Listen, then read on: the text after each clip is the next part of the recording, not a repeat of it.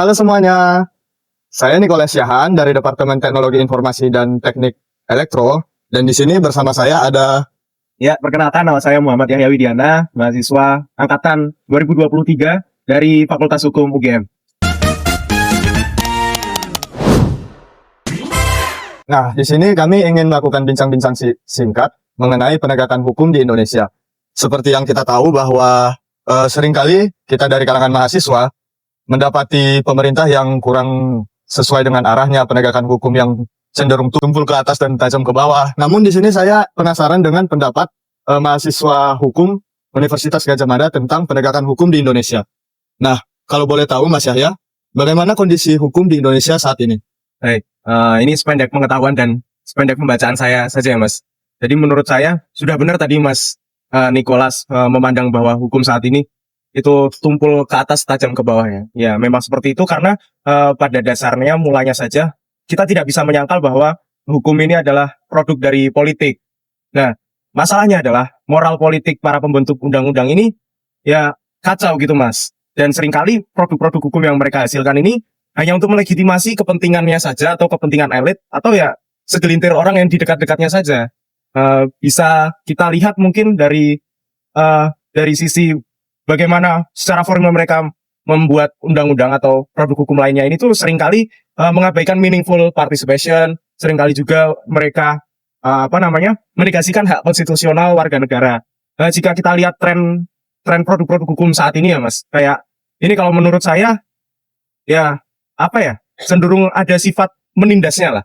Misalnya saja yang paling dekat saat ini ada pengesahan KUHP, Kitab Undang-Undang Hukum Acara Pidana, yang memang itu perlu, tapi jika kita telisik lebih detail dari substansi peraturannya, ternyata KUHP baru ini itu rawan memperluas ruang untuk kesewenang-wenangan aparatur negara karena banyaknya pasal-pasal yang karet yang itu tuh bisa yang memberikan subjektivitas lebih kepada aparat untuk menindak suatu kasus gitu loh. Jadi kesewenang-wenangannya makin terbuka lebar. Bisa juga kita lihat dari yang kemarinnya lagi UU TNI. UU TNI itu kan sangat memperlemah supremasi sipil ya. Jadi demokrasi yang selama ini diusahakan ya makin lemah karena ada UU TNI yang memperluas jabatan-jabatan sipil untuk bisa dimasuki oleh militer. Lalu yang agak lama ada UU Ciptaker. UU Ciptaker ini pada dasarnya sangat kacau karena dia lagi-lagi menegasikan hak konstitusional warga negara hanya dengan dalih pembangunan dan kepentingan umum yang mana sebenarnya itu bukan kepentingan umum tapi kepentingan segelintir elit saja Mas. Itu kalau itu sepembacaan saya seperti itu. Hukum hanya cuma sekedar alat aja, alat untuk melegitimasi kepentingan elit dan penguasa saja. Seperti itu Mas.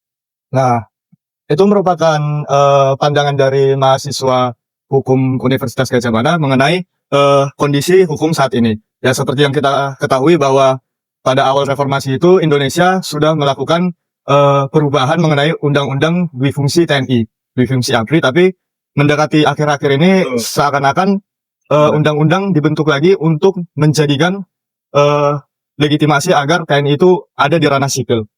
Tapi menurut Mas Yahya sendiri, seperti apa bentuk hukum yang benar-benar berkeadilan dan tindakan apa yang perlu dilakukan oleh pemerintah untuk mewujudkannya? Baik, hukum yang berkeadilan ya Mas. Kalau menurut saya, hukum itu tidak bisa dipandang sebagai aturan formil yang tertulis saja. Melainkan dari segi substansinya itu juga sudah harus ada sifat-sifat yang mana dengan hukum tersebut ketidakadilan struktural ini bisa dihapuskan dan juga hukum juga harus bisa membawa kepada keadilan sosial bagi masyarakatnya. Kalau kata Amartya Sen itu keadilan adalah soal memperluas kapabilitas manusia untuk memiliki kehidupan yang ia nilai bernilai, bukan sekedar memastikan prosedur atau aturan sudah benar di atas kertas untuk mewujudkannya. Itu Mas. Jadi aku rasa pemerintah bisa melakukan apa setidaknya sadar dulu deh.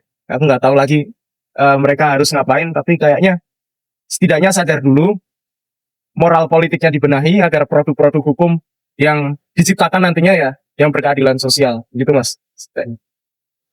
Itu jawaban yang sangat mendalam, yang sangat menjelaskan apa yang menjadi kendala dan kebutuhan pemerintah dalam mewujudkan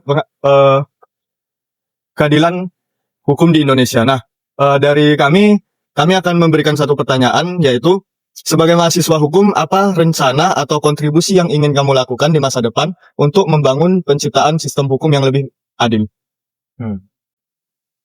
Kalau saat ini ditanya apa kontribusinya sebagai mahasiswa, ya saya hanya bisa kontribusi kecil-kecilan saja Mas, kayak saya membumikan isu-isu yang menurut saya ya itu lumayan kompleks dengan bahasa yang ringan sehari-hari.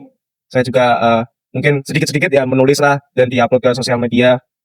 Tapi kalau rencana saya, misalnya saya berkeinginan jujur menjadi akademisi Mas. Jadi keinginan saya kalau misal itu tercapai untuk membuat sistem hukum lebih adil, mungkin yang bisa saya lakukan cuman menjelaskan bahwa hukum itu tidak lahir dari ruang hampa, dia selalu kontekstual dengan kehidupan masyarakat. Maka dari itu hukum sebenarnya tidak bisa dilepaskan dari ilmu-ilmu lain dan ya harus sesuai dan relevan dengan kebutuhan masyarakat. Oleh karena itu sebenarnya kita butuh juga perspektif ilmu sosial lain dan mungkin ilmu sains juga bisa dipakai sebagai solusi dari permasalahan tersebut agar nantinya hukum yang diciptakan itu adil dan juga memang benar-benar relevan dan kepake lah buat masyarakat. Nah, mungkin itu pendapat dari teman kita mahasiswa sarjana hukum yang mungkin kita sebagai Belum sarjana Mas? Oh, belum sarjana. Iya. Ya, masih undergraduate. Tapi tentu dari jawaban tadi sudah sangat menggambarkan bagaimana masa depan bernegara dari negara kita. Ya tentu kita walaupun sebagai mahasiswa yang non-sosum, tapi kita harus memiliki kepekaan dan kesadaran atas kepentingan adilnya hukum di Indonesia. Sehingga itu bukan hanya sebatas wejangan atau kalimat-kalimat penghibur, tapi itu ideologi, mimpi dari setiap orang untuk mewujudkan penegakan hukum yang berkeadilan dan pemerintah yang lebih baik. Mungkin sekian dari kami kelompok 7.